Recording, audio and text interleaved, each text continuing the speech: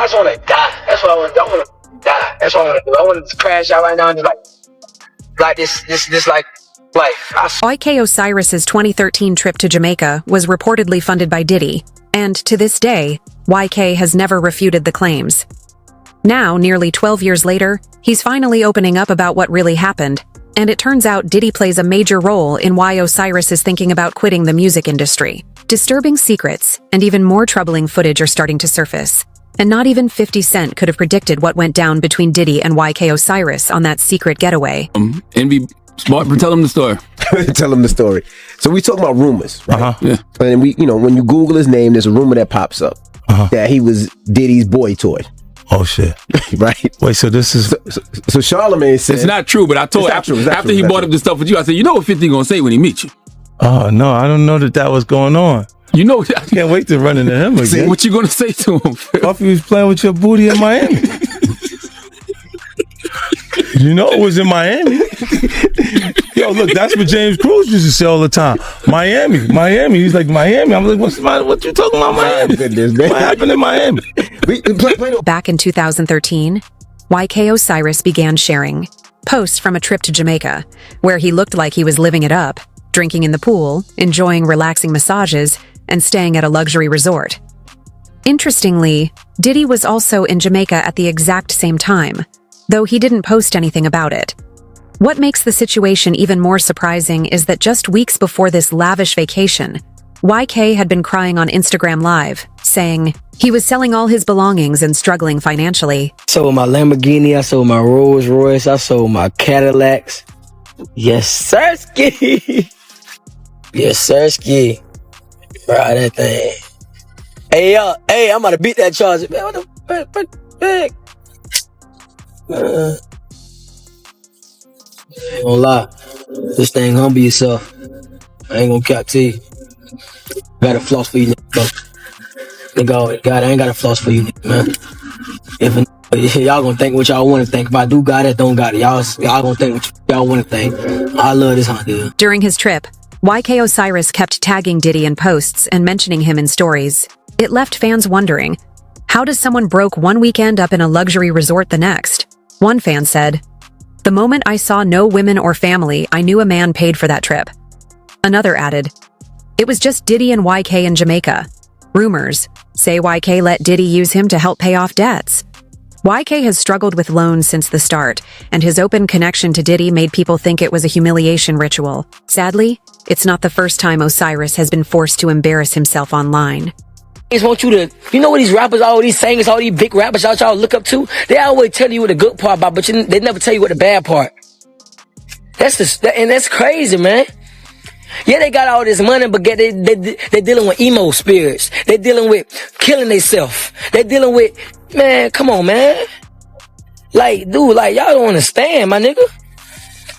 Stop saying that it's a God blessing. This is not from God.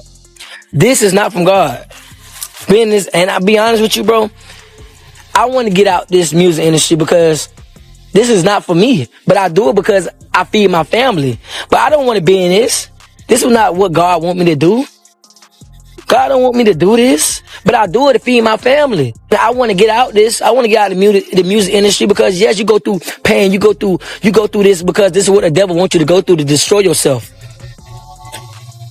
The devil wants you to go through this to destroy yourself.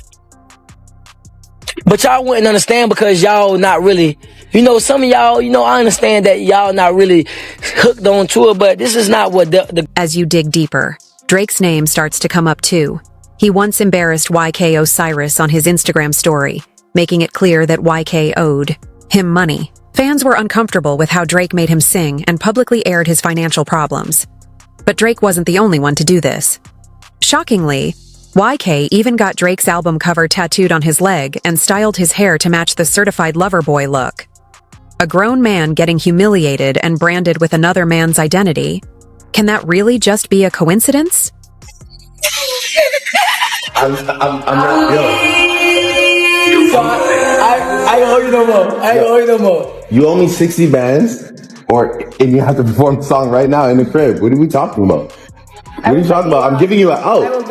I'm not baby. I'm not Boosie. You don't owe me no 2 rags, 5 rags. You owe me 60 bags. I'm playing this song right now. You ready? I need a full. You won't owe me no money right now. I swear. I need a full performance though. The real shit though.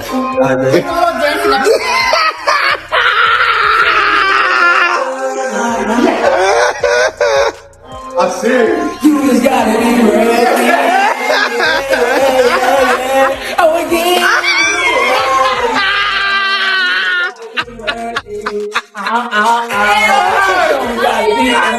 After all this, YK was seen crying, saying that Drake doesn't speak to him anymore and has completely cut him off.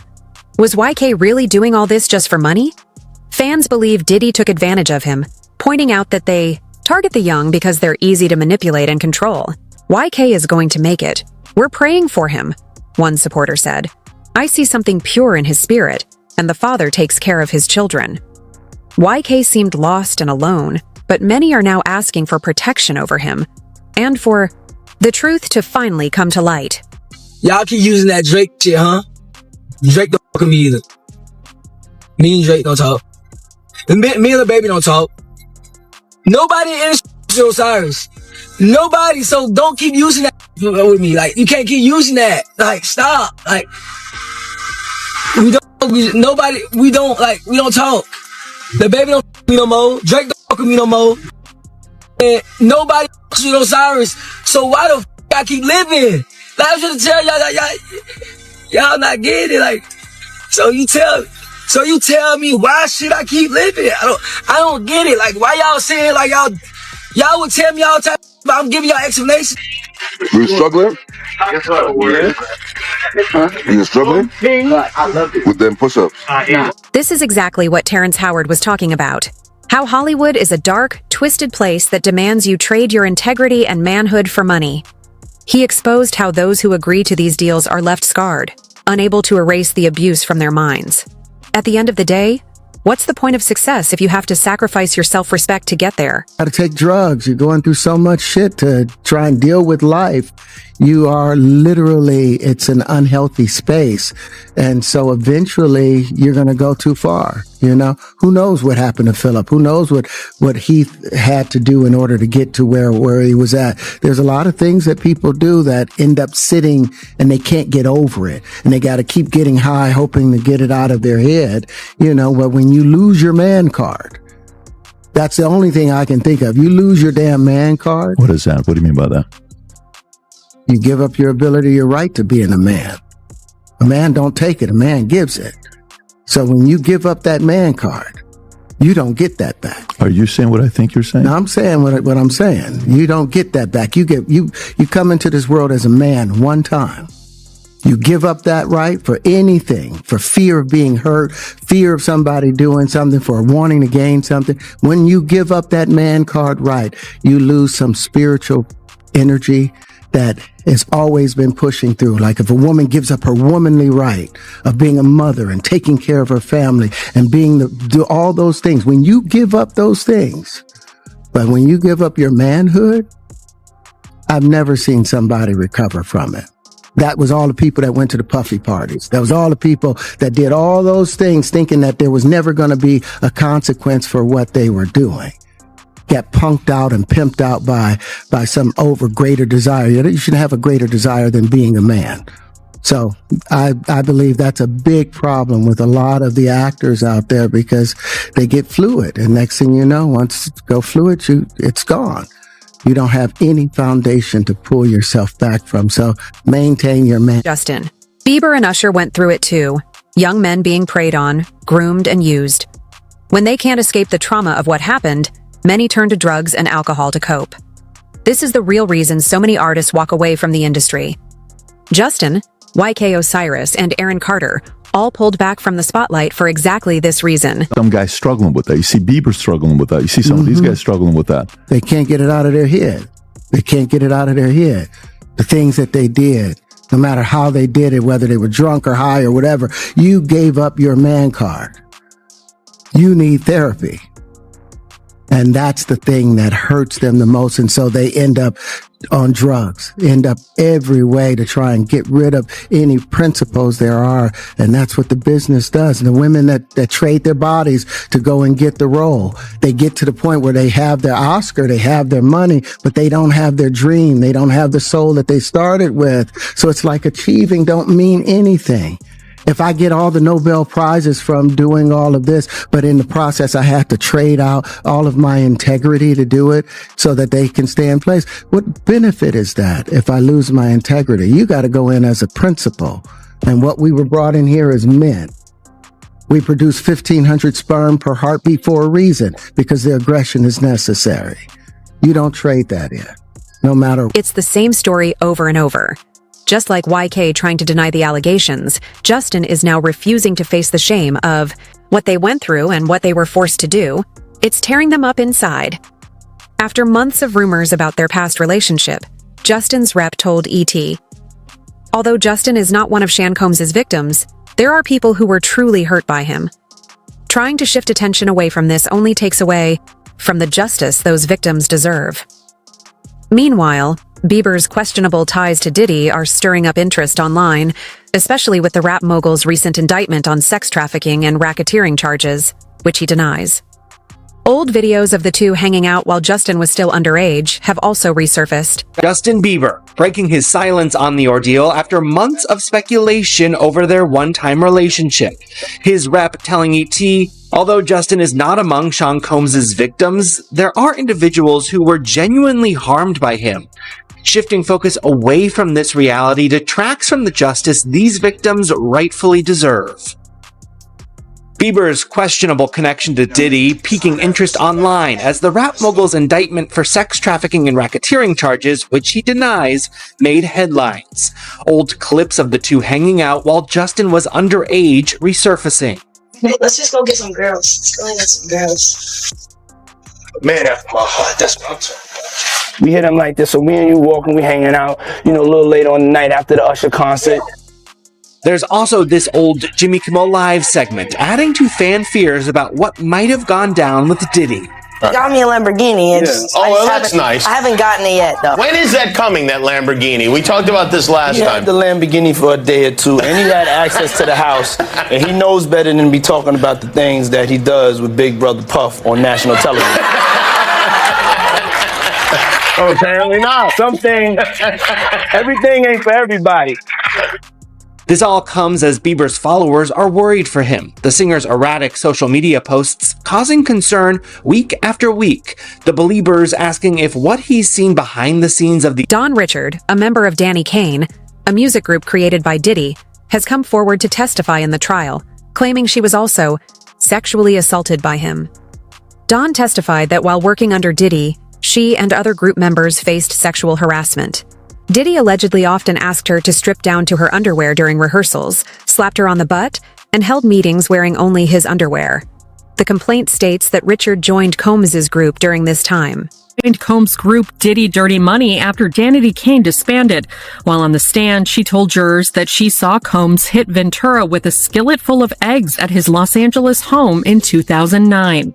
Richard testified per NBC News. He came downstairs asking where his phone was, and he threw her to the ground. He attempted to kick her. She fell to the ground and went into the fetal position, literally trying to hide her head. In addition to striking Ventura with the skillet, Richard said Combs put his arm around the singer's neck and took her upstairs before she heard glass breaking. Richard added, "I was scared for her. I was scared to do anything." Richard's testimony in Combs' ongoing trial comes 8 months after she accused the rapper in a lawsuit of subjecting her to years of inhumane working conditions, which included groping, assault, and false imprisonment. The lawsuit, filed in September, obtained by E! News, stated, Mr. Combs frequently held meetings with Ms. Richard wearing only his underwear, despite Ms. Richard's protests and repeated requests for him to put on clothing. In her filing, the 41-year-old also alleged that Combs ordered her to strip down to her underwear, made demeaning remarks about her body, and entered her dressing room unannounced while she was unclothed and touched her without her permission. Attorney Mark Agnifilo is cross-examining Carrie Morgan. She's the former best friend of Cassie Ventura, who spent a lot of time with the couple when they were together between 2008 and 2018 when she stopped speaking with Cassie. Now, they just got into questions about an alleged 2018 attack where she says Diddy grabbed her by the throat from behind and, in her words, boomeranged a wooden hanger at her head.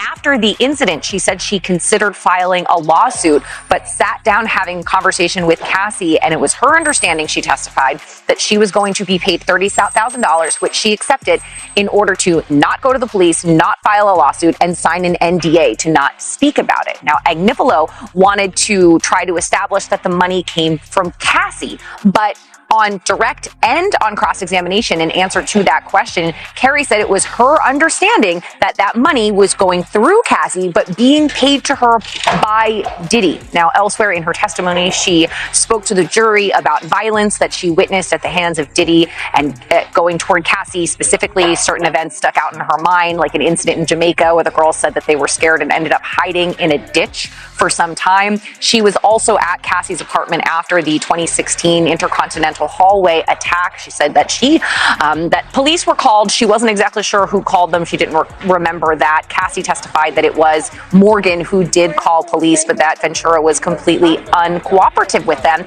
wouldn't answer their questions. But Morgan did say during her testimony on direct and on cross that the police who came to the scene were aware of Ventura's black eyes at the time because they had asked what happened, despite the Diddy has a pattern of assaulting those who work for him, offering financial help and career boosts in exchange for sexual favors. YK Osiris was in a vulnerable spot, and Diddy was fully aware of it. On the stand, she said that guys would climax on her and she would take the cum and rub it on Diddy's nipples. Was this happening in your sessions? Well, so it is an assumption, right? So, obviously with the veil, there was a very deliberate attempt to hide his identity. Yeah. So they never had any interactions or even any outward conversation in my presence. So there was a routine where sometimes we'll be right in the middle of sex and he'll just stand up and walk out of the room. And she would take that cue and she would follow him out. So I did recognize, and I mentioned it in my book, that it became a habit that we're having sex on couches with sheets. We started in towels. I would climax, but she would specifically leave the room without wiping herself, without doing anything to take care of the whatever I left on her. So I assumed that's when he popped up, because once I climbed up, he popped up, he left the room, she popped up, she followed him. So I'm assuming that's when the lathering, whatever went on, happened at that point. Okay, so at what point did he stop wearing a veil? It was shortly after. The way that I ended up finding out who he was and they were, because they're obviously in conjunction with each other, about the fifth time we were in a hotel called the Essex House. And when I would arrive for the sessions, I would be waiting around a couple of hours. So in this specific time, they put me into an extra room in the hotel suite. And to kill time, I decided to watch TV. And this specific hotel had a welcome message, which was, so when I cut on the TV, it specifically said, Essex House would like to welcome Mr. Sean Combs. Oh. And I was like, whoa, like I was blown away. One of the victims testifying in Diddy's trial, Jane, has submitted text messages from him as evidence. In these messages, Diddy is seen threatening Jane if she refused to participate in the freak-off. He showed no concern for what Jane was going through. At one point, she even started crying, but Diddy allegedly told her to keep going.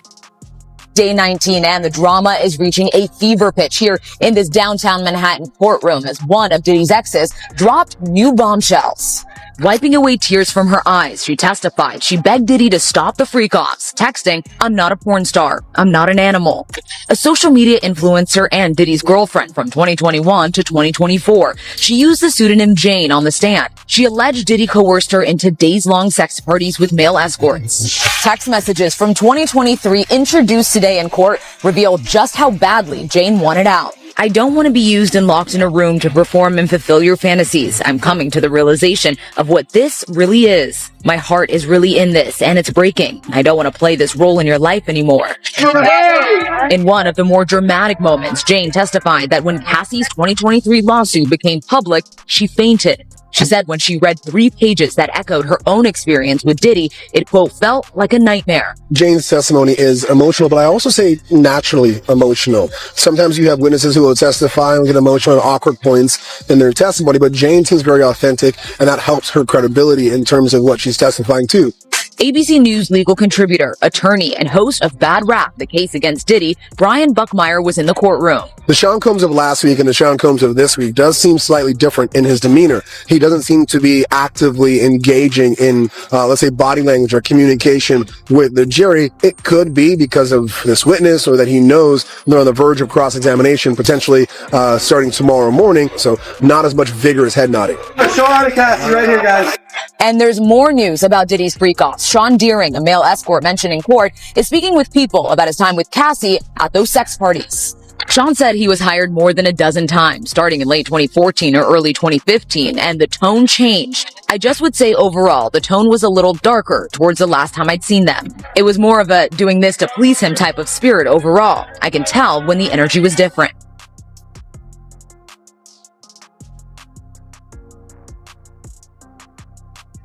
Sean Diddy Combs' ex-girlfriend is giving more graphic and emotional testimony. The woman known to the jury as Jane is testifying about a pattern of being pressured into sex acts with multiple strangers while Combs watched.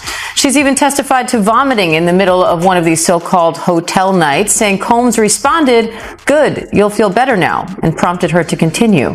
Combs has pleaded not guilty to all charges, and his defense team says any sexual encounters were consensual. ABC's Rena Roy and legal contributor and criminal defense attorney Shauna Lloyd are outside that courthouse with more. Rena, what's the latest? Well, Diane, Jane has told the jury that whenever she tried to resist having sex with other men, that Sean Combs sort of had a pattern of behavior that included things like persistency and love bombing. At this point, the jury has seen a lot of text messages between Jane and Sean Combs. One where Jane says, "I'm not trying to have sex with strangers to fulfill your fetishes." And Combs tells her, "You got